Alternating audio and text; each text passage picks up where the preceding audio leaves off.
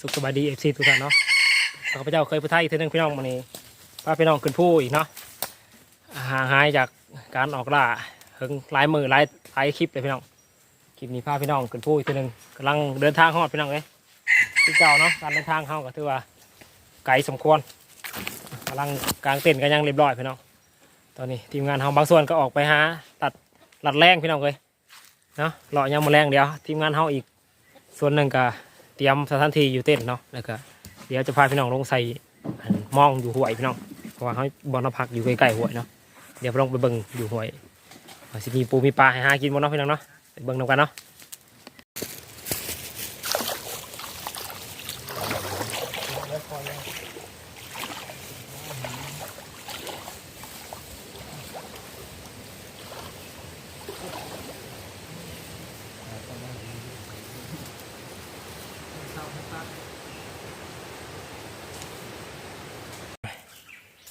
มองดังที่สองแล้วพี่น้องเลยมองดังที่สองเขาเนาะกีดังหนึ่งเขากลางอยู่ทั้งพี่ดังหนึ่งพี่น้องไปเดี๋ยวยังอีกดังสุดท้ายพี่น้องเดี๋ยวจะไปเลาะขึ้นไปเบิ่งทางเทิงพี่น้องใส่เบิ่งทางเทิงพี่ละโอ้พี่น้องนี่โอ้โกตายระวังแคมน้ำนะพี่น้องเลยบนเท้าใส่มองนี่พี่น้องบักใหญ่พี่น้องแม่นบ่ได้อาหารเขาแล้วนี่พี่น้องเลยโอ้ตัวได้ยอดงามๆมัน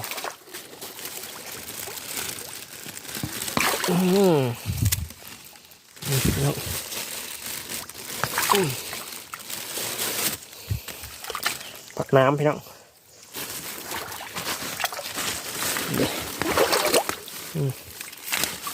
โอ้โห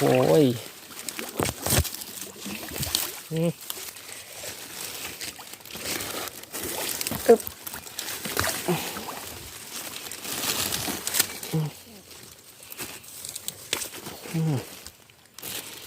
พี่น้องขักลายยังงามๆเนาะมาเดี๋ยวไปใส่หม้องต่อพี่น้อง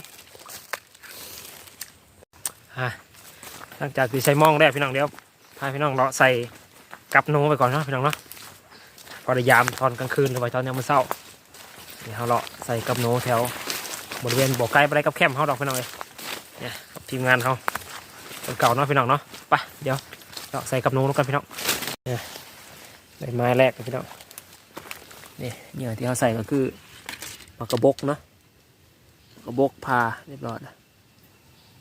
โอเคแต่งเป็นมีนชุดแล้วก็ผูกเสือกไปเนาะเพราะว่ามีประวัติได้หนูใหญ่เอาแกกลับไปวักไกลๆพี่น้องเลยนะนี่อีกหลายอันอยู่ในเลาะใส่ไปเรื่อยๆพี่น้องครับเอานาทีนี่อันนึงดูไหมอาหารแรงพี่น้องเลยตอนนี้สอนกุ้งเอามุ่งสอนน้ำหวยนี่พี่น้องเลยแก้ไขไปก่อนตอนนี้เนาะเพราะว่าเขากำลังมาฮอดไม้เขายังมันในหาบอลอยู่ข้างกินกับลักใส่พี่น้องยังมันในถือแต่ว่าตัวนี้แหละแก้ไขไปก่อนกุ้งหวยตัวดำๆใหญ่ๆหน่อยสันทองแหงได้เหมือนกลางโน่นอาหารกินซะก่อนตอนนี้พี่น้องเลยทุกเบ็ดบ่อนเลยยัดปลาได้หรอโอ้พันเอาตีโอ้มีทางทีมงานสอนกุ้งเนี่ยทีมงานเลาะปอนเบ็ดเนี่ยมาขอกลางพี่น้องได้ยับลกปนี่แหละนี่น้ำลายเนี่ยลายล่าป้านี่สำหรับคืนนี่มีปลาหน่อยหลายเนาะหวยตัวน่ะป้าตัวปุรีตัวละคำเลยได้นี่ปุรีตัวละคำเลยได้นี่ขันเลยวะโอ้ยปลาซิวปลาตะไส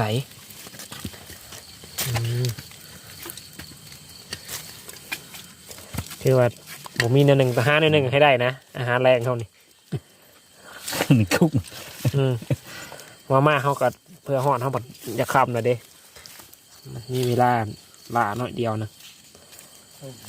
มาถึงกับว่าล่าซ้ำเอาไปเลาะเบิ่งสถานที่ซื่อๆซ้ำว่าสำรวจสำรวจซื่อเนาะหรือว่าไปทางไหนบ้างนี่ได้อาหารได้ทันไปบงเก่านะน้ำมันนี่ไปดิ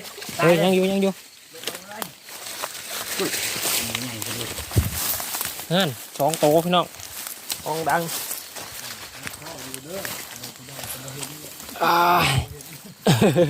โอ้ตัวใหญ่ประสูตรประสูตรเนี่ยผลตัวหนึ่งพี่น้อง2 ตัวเลยโอ้ทีมงานเขากำลังยามอยู่เด้อ มาเลยโอ้โอ้โอ้โอ้โอ้นี่พี่น้อง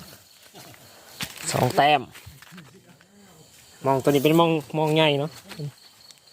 มองดังใหญ่ตาใหญ่ตัวนี้ตัวใหญ่ ตัวนั้นปลาคลัมได้ตัวนั้นได้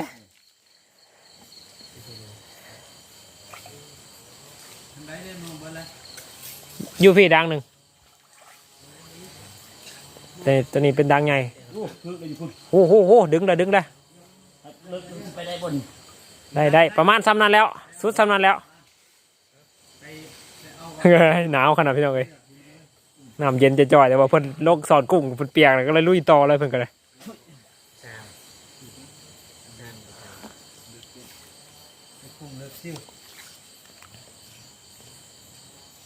ซ้ำกันบ่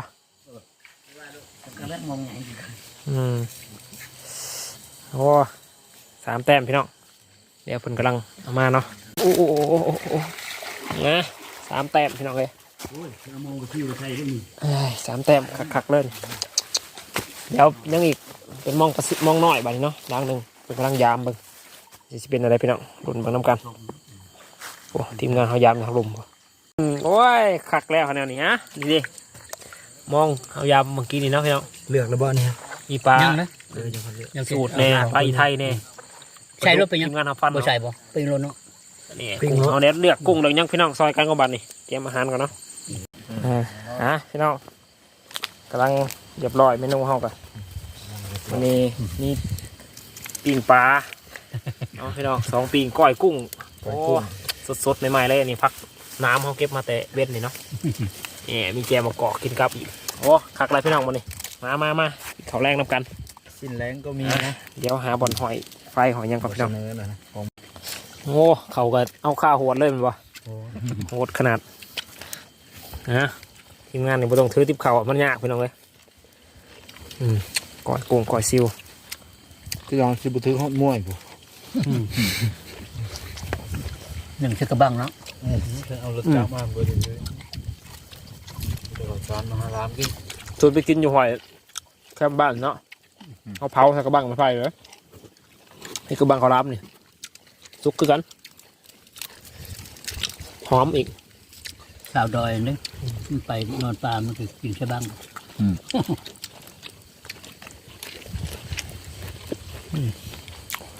หลายคนไปหน่อยทีมงานเขา ชัดปลายังหลายเนาะเห็นเลยมันอยู่ ร้ายแต่ปลาเนี่ยน้องมาแถวอยู่บ้านมันก็ร้าย คัก ที่ต้น ยังร้ายแถวด่านนี่ ไก่ปลานะสิหลายมันว่ามันเฮ็ดจึงค้อนมาบ้าน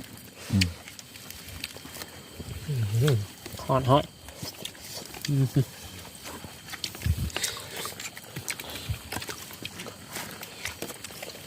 ทันได้ทันมันเนี่ยแมนก้อยกับปลาแล้ว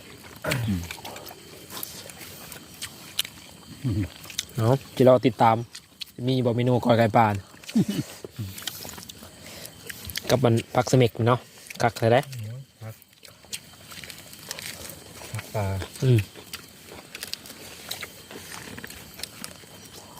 มันก็ให้ตาอ้นเด้อ แล้วผมบ่ได้เอาขึ้นมาบ่ปืนตอกเลยบ่ บ่ต่อ มื้อนี้คักหลายพี่น้องไอ้แซ่บก้อยกุ้งกับเรือมมาบเลยโหแล้วถึงปิ้งปลาหน่อยหนึงก็เข่ากับพอดีกินเลยทีมงานเฮามื้อนี้อิ่มน้ำแต่ออกน้ำแต่ก็มีพี่น้องคักหลายเนาะเข่าหลังจากนี้ก็บางทีเขาจะเลาะการกลางคืนเมืองนอกพี่น้องเนาะเมืองนอกเมืองว่าสิมานประมาณว่าอากาศบ่อยากคักบ่ได้มันลมๆพี่น้องเลยเดี๋ยวกินข้าวกินน้ำแล้วพูดแหละจังบากันอีกทีหนึ่งเนาะพี่น้องเนาะ